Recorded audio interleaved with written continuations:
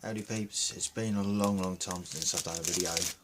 I've been okay, I just haven't really wanted to make any videos, to be fair.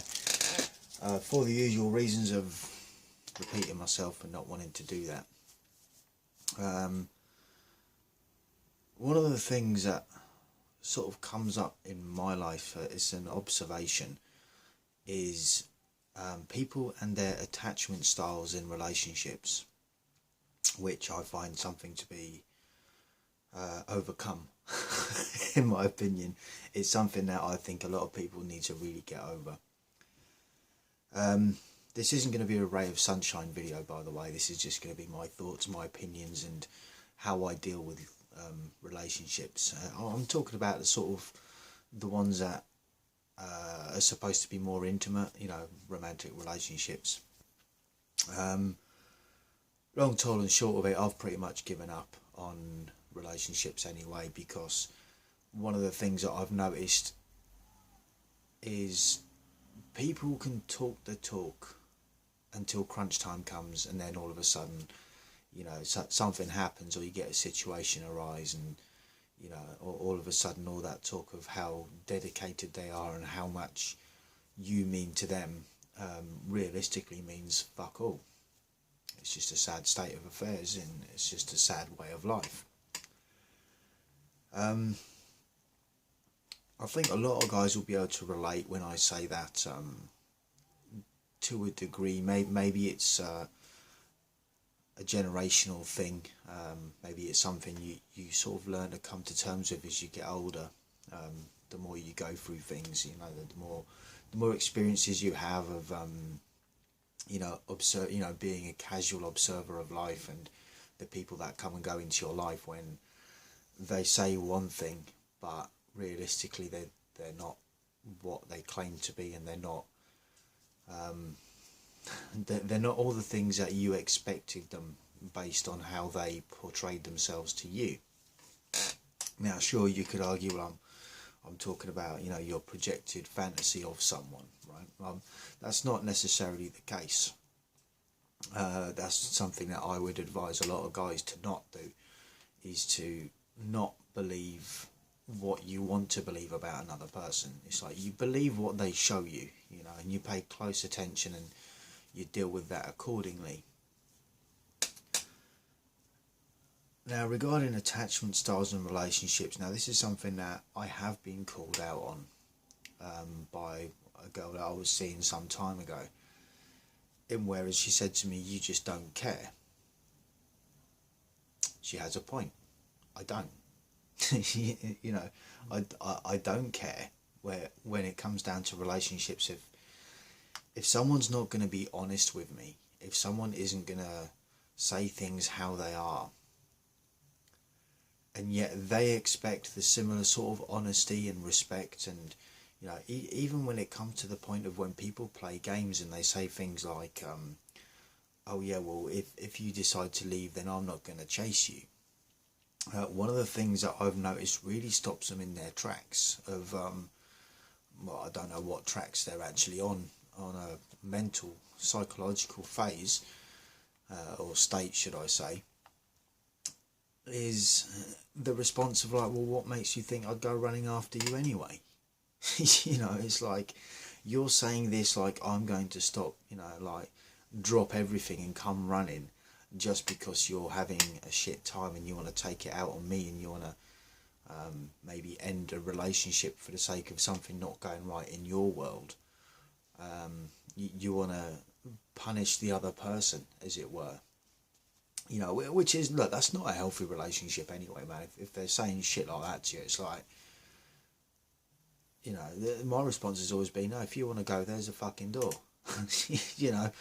Don't let it hit you on the way out if you decide to go, and don't even think about turning around and coming back and apologising, because at that point I'm not interested. I've seen who you are, I've seen how you handle things, and this ain't the sort of relationship that, in my opinion, most guys with a reasonably sane block on their shoulders wouldn't want to entertain anyway, because it's going to bring nothing but drama.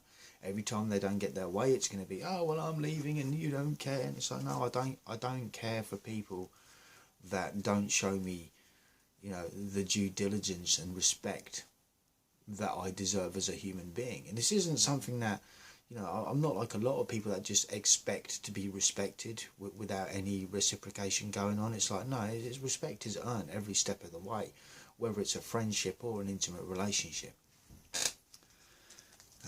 Now I think the sort of where the whole "you don't care" part tends to come from, in my opinion at least.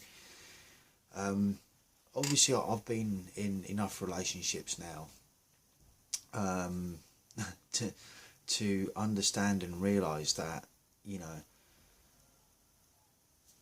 let's be honest, the women hold the cards in a relationship from the get-go. They always have done, they always will do. Now the only time that makes a difference is as they get older. Their reproductive system, or the ability to reproduce becomes lower, their looks start to fade, and let's face it, a lot of the time they become nags. They're just nagging in your ear about this, or they're nagging in your ear about that. And, not only do you not want something that's someone that isn't particularly attractive, but the last thing you want is someone that isn't particularly attractive anymore and hasn't got a lot going for them, nagging in your ear hole, But, whether this is down to their experience of life and what they have been through, it doesn't give them any sort of right to inflict that bullshittery on other people. It doesn't. It's it's like, you should treat people with respect, but a lot of the time they will go about commanding some sort of respect without actually earning it. It's like a deserved privilege or something, on the basis that, and look, this isn't just a woman thing. This is, I've known guys like it as well. But that being said, I have noticed it more in women than I have in men. And again, it is down to, I suppose, manipulative charm to a degree. Whereas they use the fact that they are female and they might be relatively attractive in some way, shape or form. Sometimes not even that. Some guys are just absolutely thirsty for any form of female validation, and they'll do whatever it takes to get that, which, in my opinion, puts them in a subcategory of guys, in my opinion. It's like, well, but again, they don't know any different, maybe. Maybe they haven't learnt the ways of the world, and when we talk about sort of like female nature, the more manipulative side of things, they don't take that into consideration.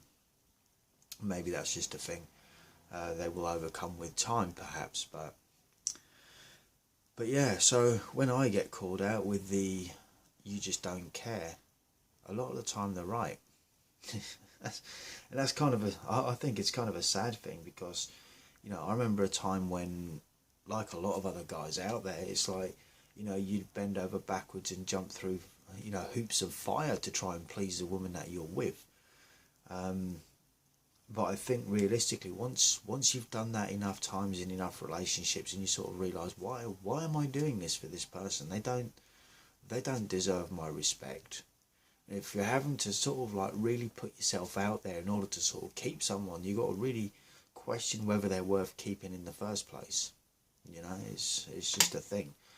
So let me grab my drink. Excuse this creaky chair and all that. Loud hissing noises from my non-sponsor. And you'd have thought by now they'd have sort of said something. Let's cover that up. Yeah, fuck them. But yeah, and these attachment styles that I've thought about this one, and it comes down to that, because guys generally tend to want to look at the bigger picture. We're a lot more long-sighted than a lot of women, in my opinion. So we have a certain goal plan that we have as to what we want to achieve, say within a relationship, or even with, even if you're not in a relationship, you're single, whatever. You have a certain bunch of things that you want to do in your life. Now, whether marrying and having kids is one of them or not is a different matter. It is still something you need to seriously take into consideration, given the fact that, divorces and breakups are higher than what they've ever been. The last sort of couple of years, I think, have sort of made people realise who they've actually married. might have discovered that they might not like them as much as they initially thought. But I also think it comes down to, talking about this attachment style, just the sheer fact that a lot of guys have wanted an amount of security in their life.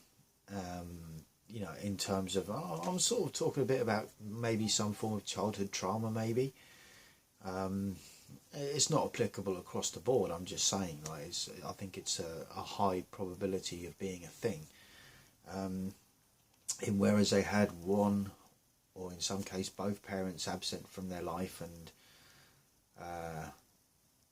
it becomes like I suppose a codependency. An unwilling one at that.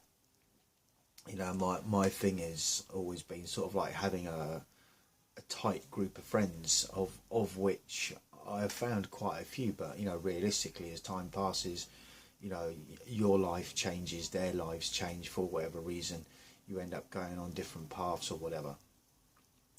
So it does also come down to learning how to deal with that.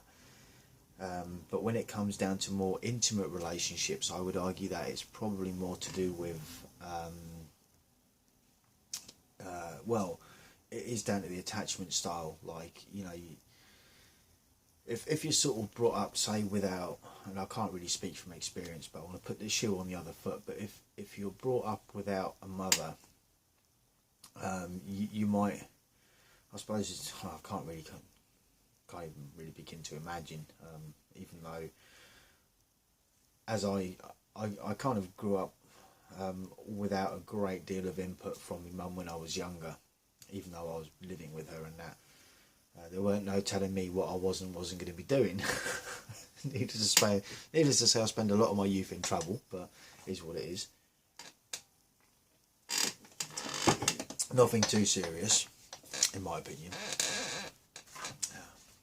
That's subjective as well.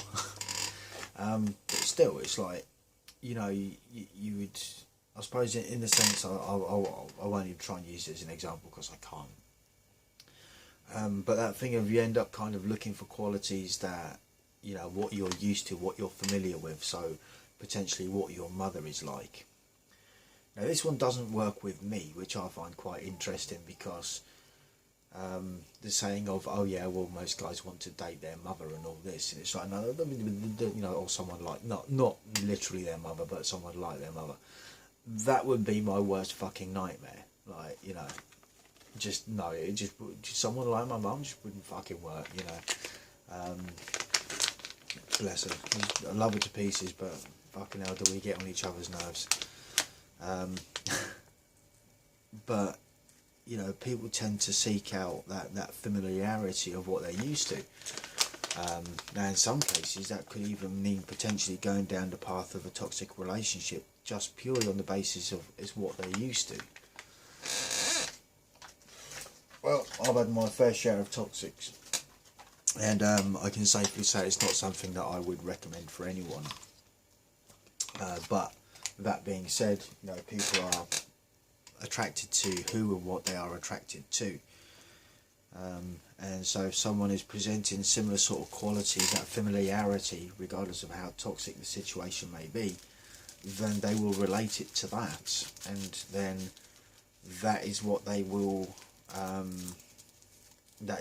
go for, just because it's familiarity, But in the grand scheme of things, like I say, when it comes down to that,